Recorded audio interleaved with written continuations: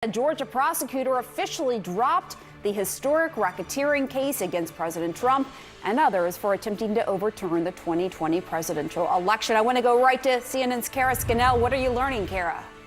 Good morning, Pam. Yeah, this new filing in from the prosecutor who had taken the place to look into the Fulton County investigation of Donald Trump and others has filed a motion with the court saying that they are not going to move forward with the case. They're dropping the charges. What he filed what's known as a nolle pros, and that means that in theory, because if the statute of limitations hasn't run out, a case could be refiled. Okay, let me ask you something. How many times does someone have to be caught on tape, literally recorded saying incriminating things before something actually happens? Like, seriously, think about that for a second, because what I'm about to tell you is going to make your head spin. And I'm not exaggerating here. This is one of those stories that sounds too crazy to be true, but it is true. Every word of it, every single detail I'm about to share with you is documented. It's on the record. And yet, somehow, we're in this situation right now where none of it seems to matter anymore. The evidence exists. The recordings are real. Everyone knows what's on them, and nothing happened. Nothing at all. So buckle up, because this one is going to be a ride from start to finish. But before we go any further, real quick, let's be honest. You can't really trust mainstream media anymore. That's why we built Pump Politics, to bring you real stories, real context, and no corporate spin. If you want to stay ahead of the headlines, join our free newsletter. We'll send the news straight to your inbox every day. Just click the link in the description to join. And if you just want to support what we're doing, join us, be part of the community that actually cares about the truth. All right, let's get back to the video.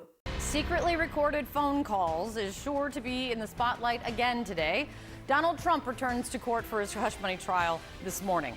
The jury yesterday listened to several phone conversations between Donald Trump and Michael Cohen, surreptitiously taped by Michael Cohen himself. In one call, Trump is heard telling Michael Cohen to, quote, pay with cash for a hush money deal with former Playboy model Karen McDougal. Also in the recordings, Keith Davidson. He's the lawyer who represented Stormy Daniels in 2016, who's been on the stand now for a couple days. Yesterday, Trump's legal team tried to paint Davidson as an extortionist who made a career out of targeting celebrities. At one point, Trump's team asked Davidson if he often goes, quote, right up to the line without committing extortion in celebrity cases. You should hear more of that conversation. We're talking about President Trump here. And look, I know what you're thinking. Here we go again. But no, this is different, because right now, as of November 2025, every single criminal case against Donald Trump has been dismissed. Every single one. The Georgia case, gone. The federal cases, gone. The man is walking around completely free. And yet there are multiple recordings of him on tape. Audio recordings that prosecutors themselves call devastating evidence. Smoking guns. The kind of evidence that should end careers, should end freedom, should end everything. We're not talking about rumors here. We're not talking about anonymous sources or speculation. We're talking about actual audio recordings where you can hear his voice saying things that legal experts said were criminal. And all of it just vanished into thin air like it never existed in the first place. Come on. Are you kidding me? How does that even happen? How do you have someone record it? We're talking clear audio here, saying things that legal experts call smoking guns, and then nothing. The cases just disappear. The evidence just sits there collecting dust. This is wild. This is absolutely wild. I've been covering politics for a while now, and I have never seen anything like this. You have prosecutors spending years building cases. You have grand juries returning indictments. You have legal analysts going on television every single night saying this is it. This is the evidence that will finally matter. And then poof, gone. Like a magic trick, except nobody's laughing and nobody knows how the trick was done. So here's what we're going to do today. We're going to break down every single lethal tape that exists. We're going to talk about what's actually on these recordings, the exact words, the context, everything. And then we're going to ask the question that everyone should be asking. If these tapes couldn't take him down, what would it actually take? What kind of recording would even matter anymore? Because apparently the rules have changed and nobody told us. Nobody sent out a memo explaining that evidence doesn't work the way we thought it did. Nobody explained that recordings can be devastating and meaningless at the same time. We all just woke up one day in this new reality where the old rules don't apply anymore. Let me set the stage for you. November 26, 2025, just a couple days ago, the prosecutor in Georgia officially moved to dismiss the election interference case against Trump and his allies. This was the RICO case, the racketeering case. This was the one that legal experts said was the most serious criminal threat Trump faced, the one with the most evidence, the one that was supposed to be different, the one that was going to finally hold him accountable. Constitutional law professors wrote articles about this case. Former prosecutors went on cable news and explained why this case was bulletproof. Everyone said Georgia was the one to watch because Georgia had the goods. Georgia had the tape that started it all. And you know what triggered that whole Georgia investigation in the first place? A tape, an audio recording from January 2021, where Trump called Georgia's Secretary of State and told him to find enough votes to overturn Biden's win. He literally said the words on a recorded phone call that everyone heard, that was played on every news network in America, that you can still listen to right now if you want. Find 11,780 votes. Those exact words, recorded, preserved forever, played in congressional hearings, analyzed by legal experts, called the most damning piece of evidence against any president in American history. And now, case dismissed. The man who said those words on tape is sitting in the White House serving his second term. Let that sink in for a minute. Really let it sink in. Because that's where we are right now as a country. Look, I'm not here to tell you how to feel about this, but I am here to tell you the facts. And the facts are absolutely insane when you actually lay them out. Because it's not just one tape, it's multiple tapes, different recordings, different situations, different legal cases, different prosecutors, different courts, and all of them ended the same way. Dismissed, gone, over. 3 separate recordings that were each described as the smoking gun that would finally bring accountability. 3 different prosecutors who thought they had airtight cases, and all 3 of them ended up in the exact same place, watching their cases disappear, while the evidence they gathered just sits there doing nothing. So stick with me here, because by the end of this video, you're going to understand exactly what's on these recordings, why they were considered so damaging, and why none of it mattered in the end, and then you can decide for yourself what that means for this country, what it means for accountability, what it means for justice, what it means for the next time someone gets caught on tape doing something they shouldn't be doing. Because if these tapes didn't work, what would? That's the question. And honestly, I don't know if anyone has a good answer anymore. The rules we thought we understood, they don't seem to apply. Not anymore. Not for certain people, not in this political environment. All right, so let's actually get into this. Because most people, and I mean most people, don't actually know what's on all these different recordings. They've heard bits and pieces, sound bites on the news, headlines that flash by, but they don't understand the full picture. They don't know the details. So let me walk you through this. Tape by tape, fact by fact. I'm going to explain exactly what was recorded, when it was recorded, and why prosecutors thought each recording was so devastating. And then you're going to see why it's so crazy that none of it led anywhere. Because when you actually understand what's on these tapes, when you actually hear the details, it becomes even harder to understand how we got here. First up, the Georgia call. January 2nd, 2021. This is less than a week before January 6th. Trump calls Brad Raffensperger, the Georgia Secretary of State, and this call lasted over an hour of Trump pressuring this guy to change the election results, begging, threatening, cajoling, everything. But here's the thing, Raffensperger recorded the whole thing, every word, every pause, every bit of it, and then it got leaked to the press. This wasn't some secret recording that only prosecutors knew about. This was front page news. This was playing on every television in America. Everyone heard this call. Everyone knew what was on it, and everyone had an opinion about what it meant. Now, what did Trump actually say? He told Raffensperger that he needed to find 11,780 votes. That exact number. You know why that number? Because that's how many votes Biden won Georgia by? +1. He was asking for exactly enough votes to flip the state. Not a round number, not an estimate. The exact number needed to change the outcome. +1. And he said it on tape. He also said things like, there's nothing wrong with saying, you've recalculated. He was literally coaching an election official on how to announce fake results, giving him the words to use, the excuse to give, on a recorded phone call. That's not spin. That's not interpretation. That's not some partisan reading of events. Those are his words. You can listen to the audio yourself. It's all out there. Anyone with an internet connection can hear exactly what was said. And at the time, everyone said this was it. This was the smoking gun. This was the evidence that will finally hold him accountable. Legal experts went on TV and said this recording alone could be enough for a conviction. Constitutional scholars said it was the clearest case of election interference they'd ever seen. District Attorney Fani Willis launched her investigation specifically because of this tape. She built an entire RICO case around it. She brought in witnesses. She presented evidence to a grand jury. She got indictments. She was ready to go to trial. And everyone was watching because everyone thought This was finally going to be the moment of accountability that so many people have been waiting for. But here we are. November 2025.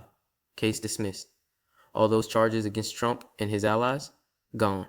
The smoking gun turned out to be a water pistol. At least that's how the legal system treated it. The evidence is still there. The tape is still there. You can still listen to it right now. But the case is gone.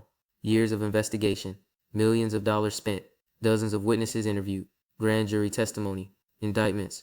All of it just evaporated. And the recording that started the whole thing, it just sits there now. A historical artifact. A relic from a time when people thought evidence like this would actually matter. When people believed that being caught on tape meant something. Now let's talk about tape number 2. This one is from the hush money case in New York. And yeah, this is the case where Trump actually got convicted. 34 felony counts. Historic. First former president ever convicted of a crime. The biggest legal news in American history. But guess what? Even that conviction is basically meaningless now. He's serving his second term. The case is essentially frozen. Can't do anything with it. The conviction happened. The jury deliberated.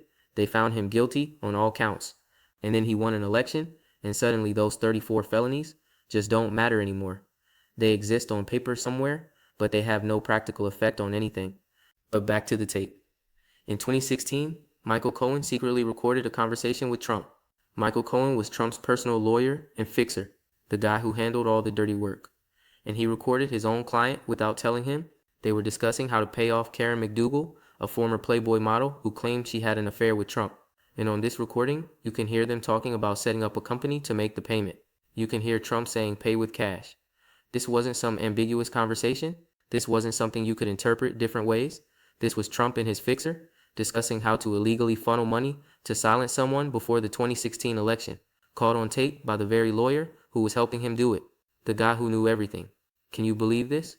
His own lawyer recorded him committing what prosecutors would later call felonies. And yeah, the prosecutors used this tape. It was part of the evidence that led to those 34 convictions. The jury heard it. They convicted him. But here's the thing most people don't understand. Trump won the 2024 election anyway, despite the conviction, despite the tape, despite everything. And once he took office, the DOJ policy kicked in.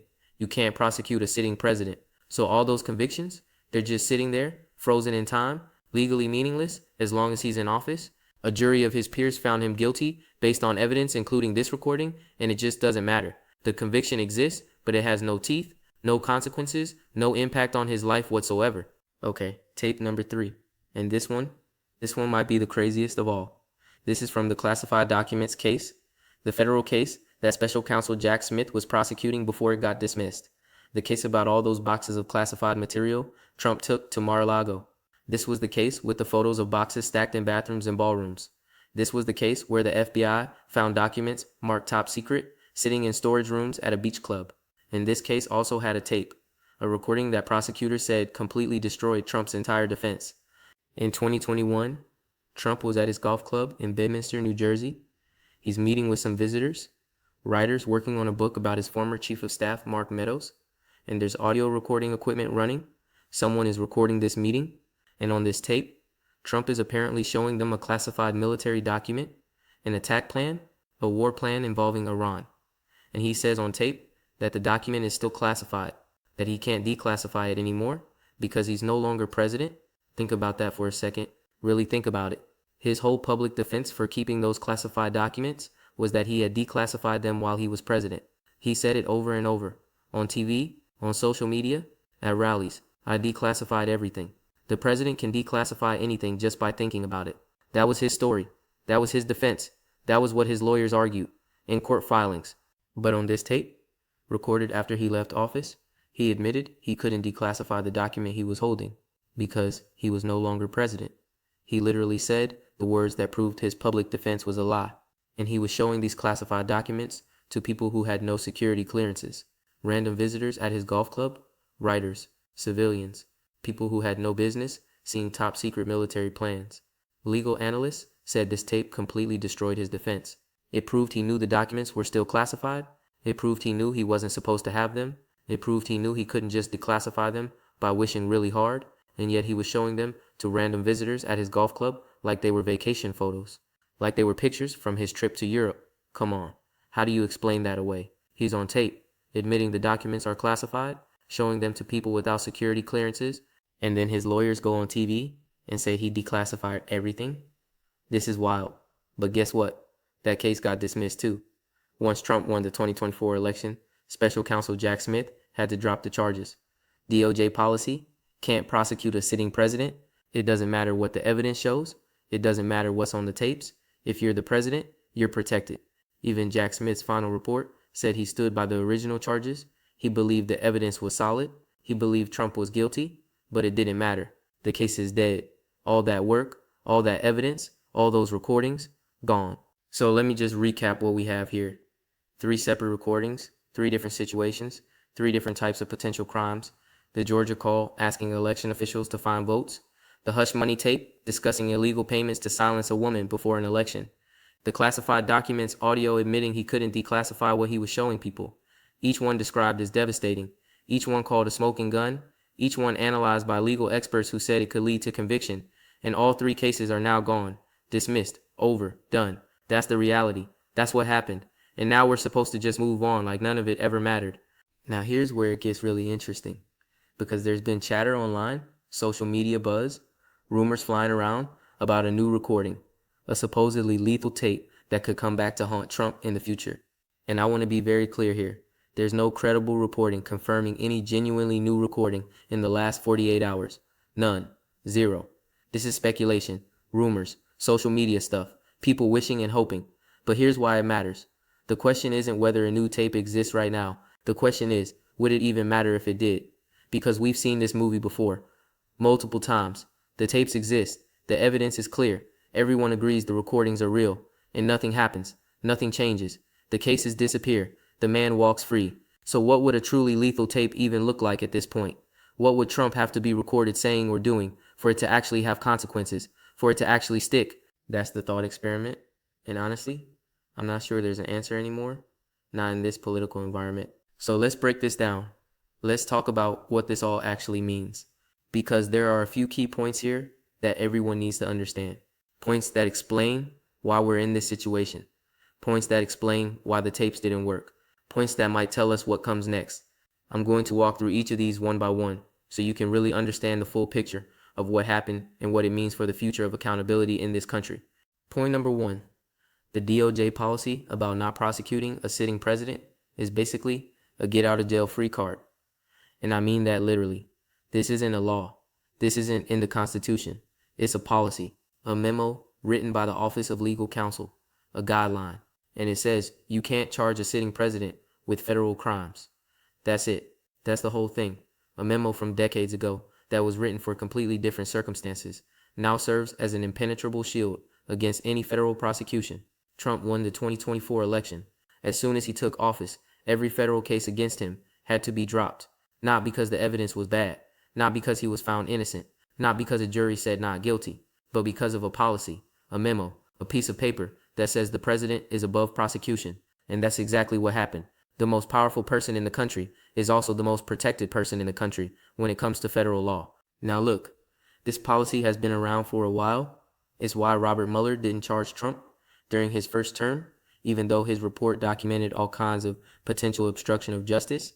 Mueller said he couldn't charge a sitting president. Same policy, same result. But here's the thing. This policy was never meant for someone who could just keep running for president to avoid prosecution. It was meant to protect the office, not the person. It was meant to prevent political opponents from using criminal charges to interfere with the presidency, not to let someone escape justice by winning an election. The people who wrote that memo never imagined a scenario where someone would be facing multiple felony indictments and then make all of them go away by winning an election. That wasn't the point of the policy, but that's how it's being used now. But that's exactly what happened.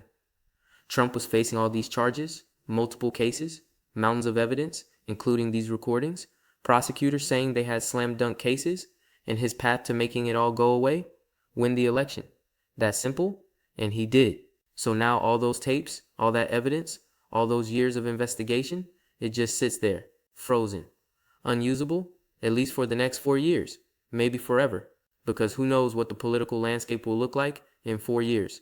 Who knows if any prosecutor will want to pick up these cases again after watching what happened to the last ones who tried. Point number 2. This changes everything about accountability going forward. Like, really think about what message this sends. You can be recorded doing things that prosecutors say are crimes. You can have multiple different recordings in multiple different cases. You can have your own lawyer testify against you. You can be convicted by a jury. And if you're powerful enough, if you can win an election, none of it matters. None of it sticks. I'm not saying that's right or wrong. I'm just telling you what happened. These are the facts. The tapes exist. The cases got dismissed. And the person on those tapes is now president again. That's the reality we're living in. That's the precedent that's been set. Future politicians are watching this. Future prosecutors are watching this. Everyone is taking notes. And the lesson they're learning is that evidence doesn't matter as much as we thought it did. Power matters. Winning matters. Evidence is just background noise. Point number 3. The idea of a smoking gun might be dead, at least when it comes to powerful political figures. Because think about it, what was more of a smoking gun than the Georgia call? Trump literally asking an election official to find votes, using the exact number needed to flip the state, recorded, released to the public, played on every news channel, analyzed by every legal expert, and the case still got dismissed. What about the classified documents tape? Him admitting on audio that he couldn't declassify something he was showing to random people? That completely contradicted his public defense. Prosecutors said it was devastating evidence, the kind of evidence that makes defense lawyers quit, and that case got dismissed too. So when people talk about some hypothetical new lethal tape that could take Trump down, I have to ask, what would it even be? We've already seen tapes that everyone said were the end, tapes that legal experts said were slam dunks, tapes that should have resulted in convictions and prison time. They weren't enough. The goalposts just kept moving. The bar kept getting higher, until eventually there was no bar at all. Point number 4, and this is important. The political divide on this is massive. Polls show that Trump supporters and Trump critics see these tapes completely differently. It's like they're living in different realities, watching different movies to his supporters. These recordings are either taken out of context, or they're just Trump being Trump and talking tough, or they're part of a witch hunt designed to take him down before he could make America great again. The tapes prove nothing, because they don't want them to prove anything. To his critics, these tapes are clear evidence of crimes that should result in serious consequences. They're smoking guns. They're proof of corruption and law-breaking at the highest levels of government. They're everything you need to convict. And here's the thing. Both sides have been proven partly right in their own way. The critics were right that the tapes showed problematic behavior, even damning behavior. But the supporters were right that it wouldn't ultimately matter. The cases are all gone. The convictions are frozen. So who really won that argument? The answer depends on what you think justice means. Now, what does all this mean for the future? Well, Trump is in his second term. He can't run again. The 22nd Amendment limits presidents to 2 terms. That's it. No exceptions. So eventually, he'll be a private citizen again. And theoretically, some of these legal issues could come back. The tapes will still exist. The evidence will still be there. Some prosecutor could decide to pick up where the others left off. But will they? After everything we've seen? After multiple smoking gun recordings led to nothing? After prosecutors got attacked and threatened for even trying? I honestly don't know, and I don't think anyone does. It would take an incredibly brave prosecutor to go down that road again, to face what Fani Willis faced, what Jack Smith faced, the threats, the harassment, the political attacks. Would anyone want to do that for cases that already failed once? That's a question that doesn't have an easy answer. What I do know is this. The system we thought we had, where evidence matters, where recordings can prove wrongdoing, where accountability exists regardless of who you are, that system looks very different now. Maybe it was always different and we just didn't know it. Or maybe things have actually changed. Either way, we're in new territory here. Territory that nobody mapped out. Territory that the Constitution never anticipated. The tapes exist, the cases are gone, and we're all left wondering what any of it meant in the first place, what the point was, why we even bothered to record anything. These are uncomfortable questions, but they're questions we need to be asking right now. Alright, that's going to do it for this one. Drop a comment below and tell me what you think. Do you believe any recording could ever actually hold a powerful political figure accountable? Or is the smoking gun officially dead? Has that era of American politics ended? I want to hear from you. And hey, make sure you're subscribed and hit that notification bell, because next time we're diving into what the Trump administration is planning now that all these legal distractions are gone, all these cases that hung over his head for years, done. So what comes next? What does an unshackled second term look like? Trust me, You're going to want to see what's coming. Until then, stay informed, stay engaged, keep asking the hard questions, and I'll see you in the next one.